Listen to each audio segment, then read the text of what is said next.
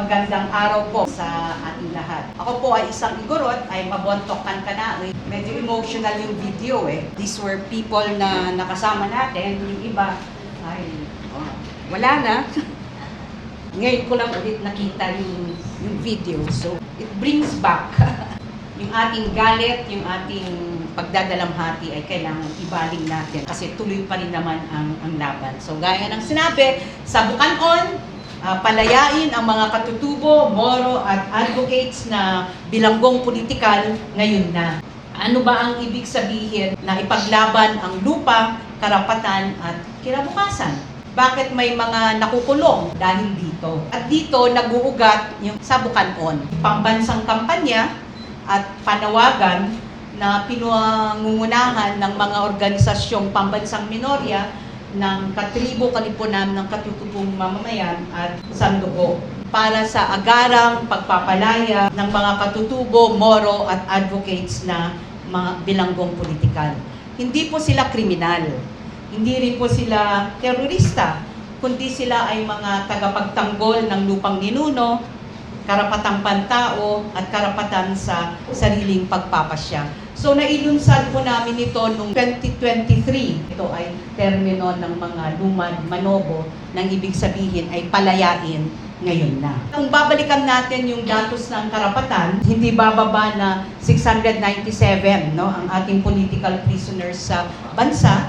At dun sa documentation naman namin sa katribo at yung network namin, hindi bababa na 194 na katutubo, moro at mga kaalyado nila na nakakulong. Yung iba kasi hindi pa nakabilang dito. Hindi ito maliit na bilang. Kung susuriin pa natin, marami sa kanila ay nahaharap talaga sa mga kaso ng murder, kidnapping, arson, illegal possession of firearms. Ngunit lagi nating naririnig paulit-ulit mula sa kanilang pamilya, sa kanilang mga organisasyon, sa kanilang mga kasama at kaibigan, gawa-gawa ang mga kasong ito o kaya planted ang bala, ang barel, ang granada. Hindi aksidente ang ganitong pattern of violations. These are not isolated incidents. Bahagi ito ng mas malawak na sistema ng kriminalisasyon at militarisasyon sa mga lumalaban para ipagtanggol ang lupang ninuno at karapatan sa sariling pagpapasya. Kasama din naman ang katambal na kampanya na ang tawag naman namin ay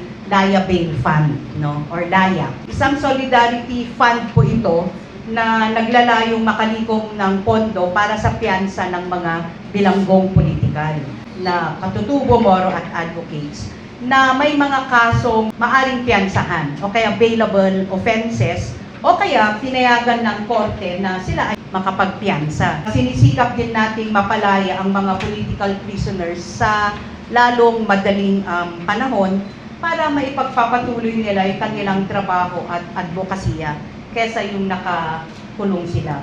Habang patuloy na hinaharap natin ang dismissal ng kanilang mga gawa-gawang kaso. Ang panawagan para sa hustisya ay hindi lang nananatiling salita, kundi may kasabay din itong konkretong pagkilos at suporta mula sa komunidad. Kung papasok sila dun sa criteria, they can avail of the fund, yung ating political prisoners, at kung na-dismiss yung kanilang kaso, ibinabalik po natin yung pondo doon sa Laya Bail Fund para magamit na sana wala na mga susunod na mga political prisoners. So sino ba yung ating mga tinutukoy na mga bilanggong politikal na saklaw ng kampanya at panawagang ito sa Bukanoon at Laya?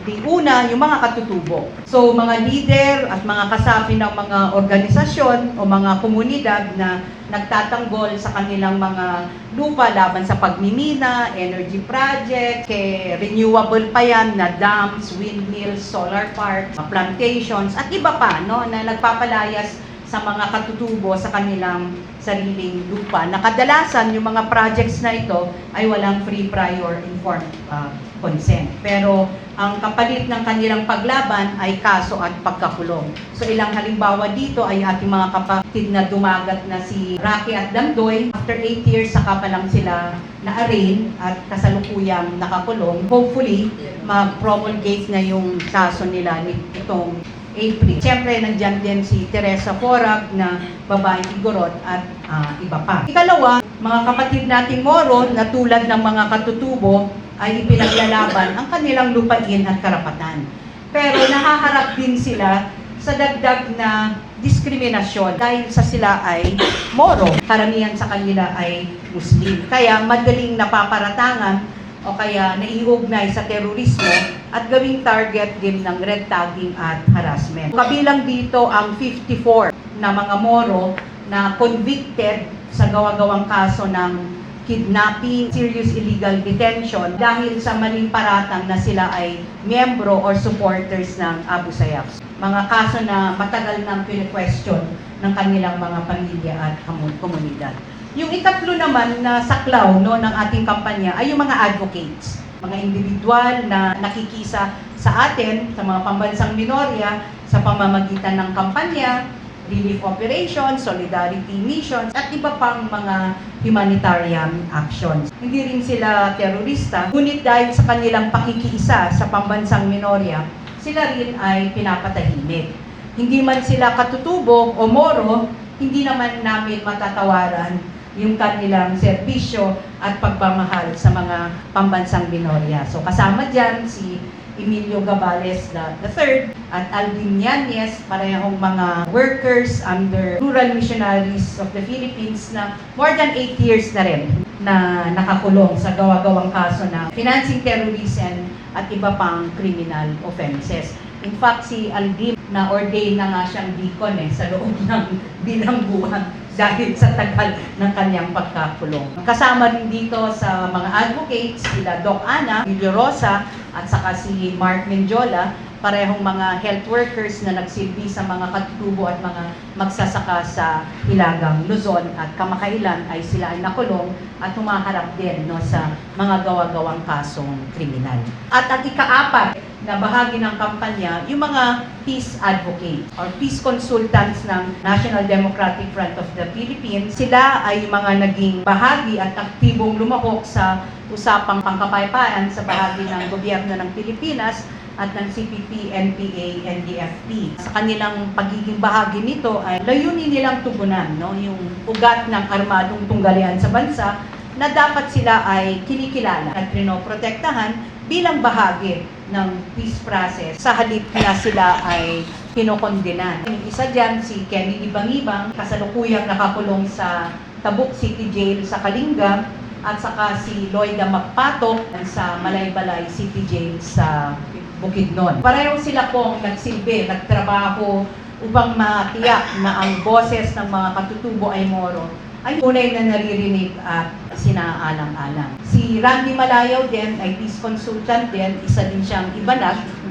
At syempre si Randall Etchanis sa matagal na panahon ay nakisalamuha din sa mga magsasaka at katutubo sa Cordillera. Sila po ay naging kasama natin para mabuo yung particular na section doon sa Comprehensive Agreement on Social and Economic Reforms kaugnay sa karapatan ng mga Moro at katutubo. Mga taong nagtatanggol sa lupa, sa karapatan at sa kapayapaan, siya pang mga nakukulong.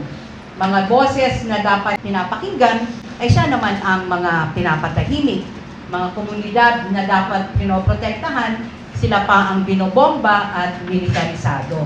Kaya ang tanong natin ngayon ay hindi lang kung legal ba ito. Kasi madalas sasabihin, legal naman may warrant, Siguro ang mas tanungin natin ay, makatarungan ba ito? Makatao ba ito? Ang sagot natin ng Sabukanon ay malinaw na hindi. Kaya ang panawagan natin ay hindi ito pakiusap, ito ay paninindigan na makilahok, makialam, makibaka, hindi bukas, hindi sa susunod na araw o taon, kundi ngayon na. Suportahan natin ang Sabukanon dahil sa huli, ang pagpapalaya sa mga bilanggong politikal ay hindi lang usapin ito ng awa, Ito ay usapin ng hustisya.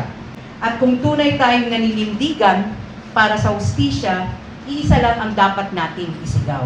Sabukanon, palayain na ang mga bilanggong politikal ngayon na. Naimbag niya at sapa kalagay.